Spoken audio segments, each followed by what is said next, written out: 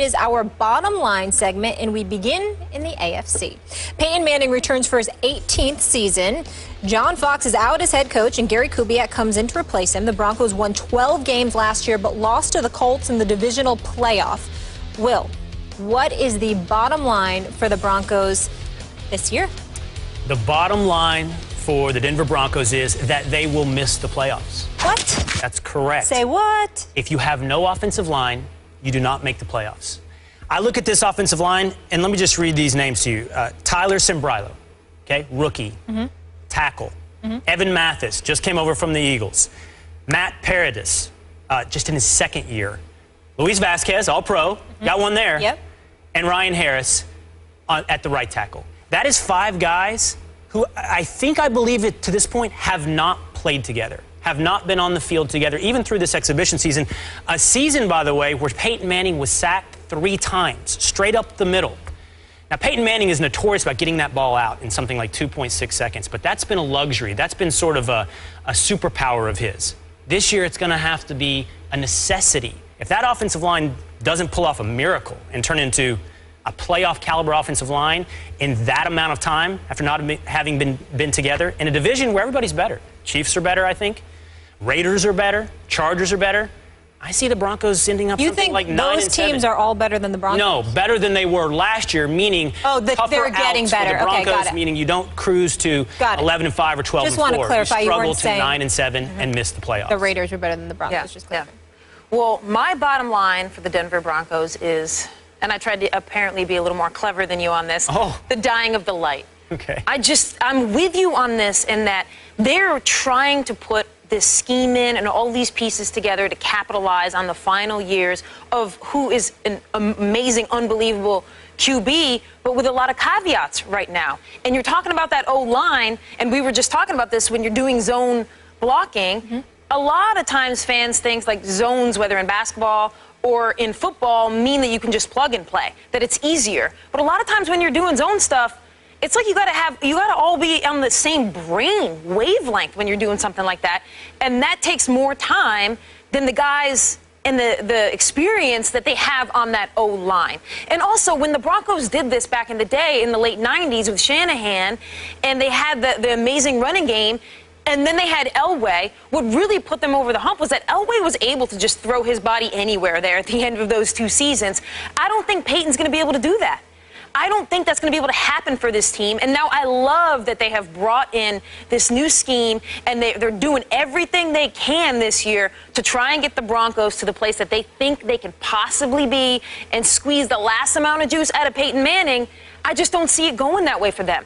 I think they're going to be really good through 10 games. And then I do think they're going to get into the playoffs. I think they're out after the first game. We agree. What do you think? What's your quick hit bottom line? I think they're going to be all right. I think they're going to hand it off a little more, and that'll give Peyton a break. I think their defense still stacked. And, I mean, he talked about it on SportsCenter. Obviously, the line has questions, but there's still a mix of vets and youth. I think they're going to be okay. I think they're going to be okay, too. I think they're going to be 11 and 5. I don't think that gets them anywhere. I think they're going to the playoffs. I don't think that gets them anywhere once they're in the playoffs. We shall see, but we must move on. Sports happens. Andrew, I love that. Andrew Luck and the Colts have reached the playoffs in each of the first 3 seasons and reached the AFC title game last season. Luck adds weapons Frank Gore and Andre Johnson to the offense this season. So, Kate, what's the bottom line for the Colts? So close yet again. So close, but just not there. They're not there yet. And part of that is not even them and the Colts. I mean, they have added every piece, a lot of names you mentioned, that they can possibly make to get this team to the Super Bowl. I mean, Pagano even said that he thinks he's got more talent on this roster than he's ever had. But what's going to happen at the bottom line for the Colts here is who are they going to run into? More than likely, they're going to run into the Patriots again when you're talking about getting to the playoffs. I obviously think the Colts are going to be great during the regular season. I think they're going to get to the playoffs. I think they're going to be playing great football. It's a timing issue for Andrew Luck right now and the Colts and Pagano. They just have a few more years they need to wait before the Patriots are not the Patriots anymore and Tom Brady is not Tom Brady anymore. I don't think the Colts have gotten better enough to the point that they're going to be able to clear that hurdle. You say it depends on who they run into, and what I would suggest is hopefully not somebody who can run the ball. I look at the Colts a little bit like I do the Eagles in the NFC, in that they're good. They're going to make the playoffs, but they're overhyped. Everyone is on this bandwagon. And why wouldn't they be? Andrew Luck is great, and everyone is assuming Andrew Luck will take this to the next level. But football is still a team sport. And I watched last year as the Dallas Cowboys ran straight through the middle of the Colts defense. Won that game 42-7. Saw the Patriots beat the Colts 45-7. Saw the Steelers put up 51 points against the Colts. I'm not worried about Andrew Luck's side of the ball. I'm worried about the other side of the ball. I know you get Robert Mathis back, but you got to stop the run. And right now, the Colts defense would scare me if I was someone who was predicting them to go or to win the Super Bowl. They look like a good playoff team.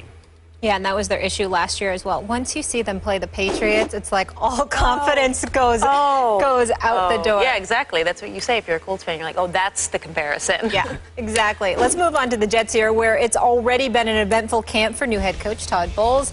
Geno Smith out with a broken jaw after taking that sucker punch during camp. The good news, however, Darrelle Revis returns to anchor Gang Green's defense. Bottom line for the Jets here, Will. Bottom line for the Jets is Cardale Jones. They are in the Cardale Jones Bowl. Stop it. And the only thing more absurd than predicting the college national champion today and the record for everyone's NFL team